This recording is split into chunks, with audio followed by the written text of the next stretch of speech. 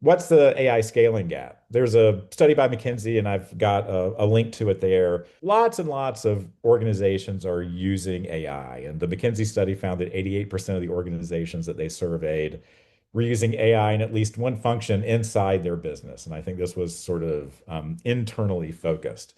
But they also found that in 2025, only 7% had deployed it and integrated it across the organization. Some are scaling, more are piloting, and even more are experimenting. So the punchline here is that if I adopt AI, if I experiment with it, it doesn't mean that I've actually got an operational capability. And there's a gap between there. Now, I've done other webinars on sort of, ways of kind of addressing that gap. So, sort of looking at your data, getting your data AI ready. Today, we're going to focus on people. Another sort of relevant, interesting fact or statistic is they looked at high AI performers, and they had a way of defining that. And you can look at the survey methodology, but they had people who were sort of or organizations that were making very effective use of AI, and then organizations that weren't quite as effective. And what they found is that people or organizations that are making effective use of AI tend to redesign their workflow. So it's not just we've got this old workflow, here's a back office process that we're doing something with, we're going to bolt some AI onto it, but we're actually going to change the way it's structured. And so it appears that this sort of reorganizing or restructuring workflows is important for getting the best utility out of AI. But it is the case that when AI changes work, it changes sort of where the control points are. And so, one of the places that we're going to think about is where humans might exert some control over that process. Another sort of final statistic from this stuff survey is that those high AI performers also, if you look at what are the things that they're doing, and it turns out that 65% of them are defining when model outputs need human evaluation, right? So they see a lot of value in this sort of human in the loop. So what they're doing is they are successfully deploying AI. As part of that, they are redesigning workflows.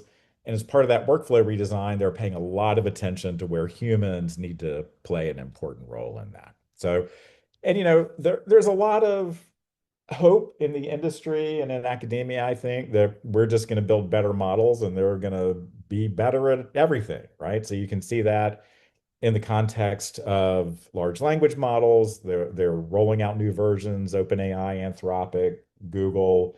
New versions are coming out, they're getting better and better. But better models can't fix everything. So if your data is not great, if the knowledge that it's working off of is outdated, if you're getting sort of weird cases popping up, or there's some ambiguity in what you're trying to have it do, and if you're not monitoring, then the system can drift, it can do bad things, and that can have poor downstream effects. So the point here is it's not just about, oh, we need a bigger, better, faster model. You need some other things going on. And so there's this gap between AI capability and production reliability, right? So on the left, you've got this AI capability. We built this thing. On the right-hand side, we really want this thing to be running in production and be reliable and effective. And the sort of thesis that we're going to explore here is that, the human is the missing element there. And so what you need is you need workflow controls and feedback. And one very good place for that to come from is from humans, right? So the idea is that people are going to be minding the gap. That is, if you need to move from a pilot to production, you're going to need to think about this sort of control layer that says, well, when is it okay for the AI to go do a thing automatically? When should we get a human involved? And if a human gets involved, like what evidence should they look at? When should they think about escalating? And then another thing we'll talk about is how should they provide feedback to improve the system? So one important role of humans in the loop is to go, oh, the AI system did the wrong thing here.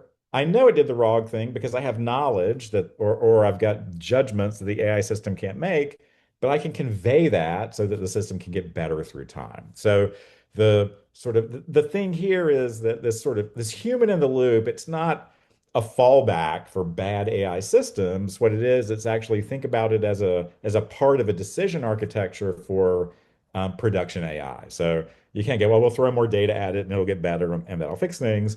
data will get you pretty far, but humans are going to be critical and especially in certain circumstances. And we'll talk about what those circumstances are.